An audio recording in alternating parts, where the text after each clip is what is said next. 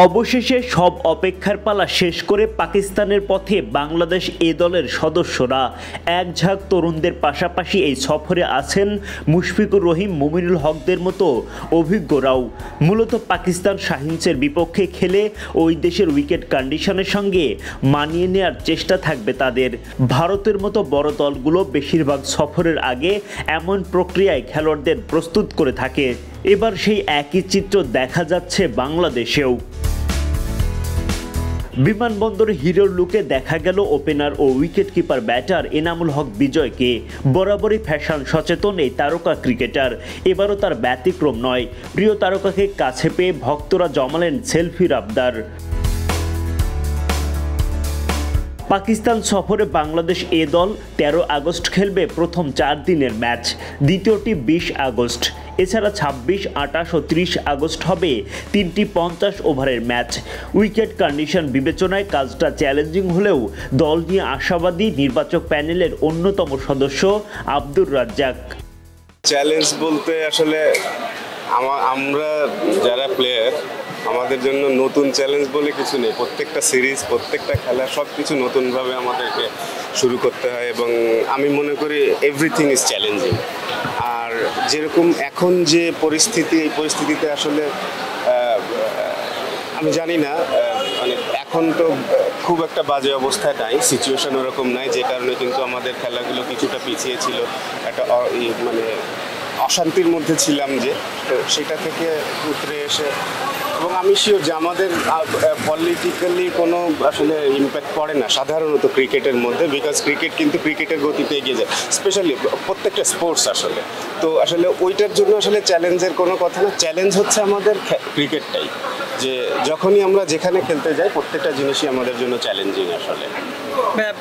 এই টিম যাচ্ছে মূলত কয়েকদিন পরে ন্যাশনাল টিম যাবে, নিশ্চয়ই প্রস্তুতির জন্য অনেক বড় একটা সুযোগ, যেহেতু পাকিস্তান আমরা এখন পর্যন্ত কোনো ম্যাচ জিততে পারিনি ইন্টারন্যাশনাল।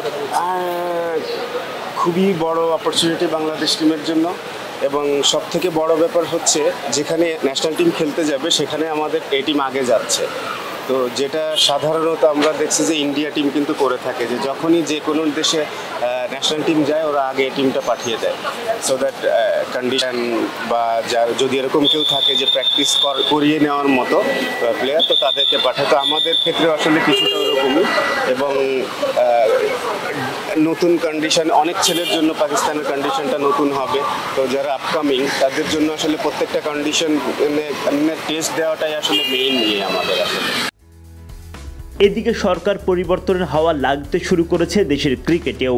সামনে সেই পরিবর্তনের চিত্র হবে আরও স্পষ্ট। আন্তর্জাতিক ক্রিকেটে অনেকটা পিছিয়ে থাকা বাংলাদেশের এবার সুযোগ এগিয়ে যাওয়ার। বিসিবির pace bowling coach Tareq Aziz Khan অন্তত মনে করেন সেটাই। আলহামদুলিল্লাহ, আমার মনে হয় তাদের জন্য খুবই জরুরি, এবং পাকিস্তানের উইকেট সবসময় পেসারদেরকে একটা বাড়তি সহযোগিতা দিয়ে থাকে, এবং সেই জায়গাটা আমার মনে হয় তাদের জন্য একটা গ্রেট অপরচুনিটি।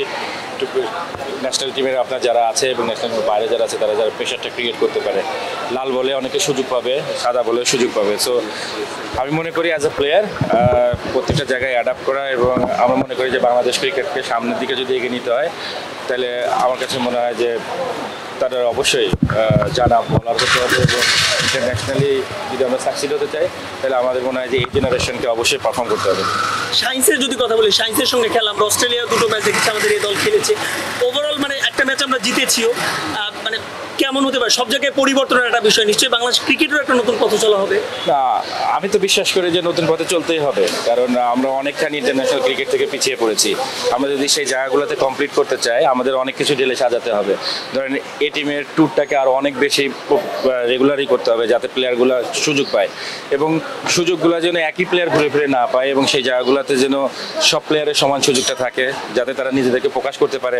এবং ইন্টারন্যাশনালি আমরা চাই, দেশের মানুষ সবাই চায় যে বাংলাদেশ ক্রিকেটটা সামনে এগিয়ে যায়, এবং যে যে জায়গায় প্রতিবন্ধকতা আছে সেগুলো কাটিয়ে উঠে আমরা সবাই আশাবাদী যে সামনের দিকে আমরা ইনশাআল্লাহ বাংলাদেশ ক্রিকেটকে এগিয়ে নিয়ে যেতে পারবো।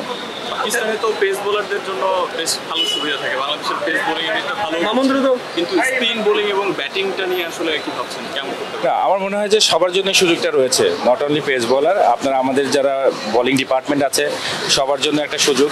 পাকিস্তানের উইকেট যে সবসময় পেস বোলার দেয় না, ব্যাটারদের জন্য অনেক কিন্তু পরামন্ত, এবং সেই জায়গাটাতে ভালো কোয়ালিটি বোলারের এগেনস্টে ব্যাট করার যে সুযোগটা হয়তো আমাদের কম্পিটিটিভ ক্রিকেটটা নষ্ট হয়ে যাওয়ার কারণে সেই সুযোগটা হয়তো কম পায়।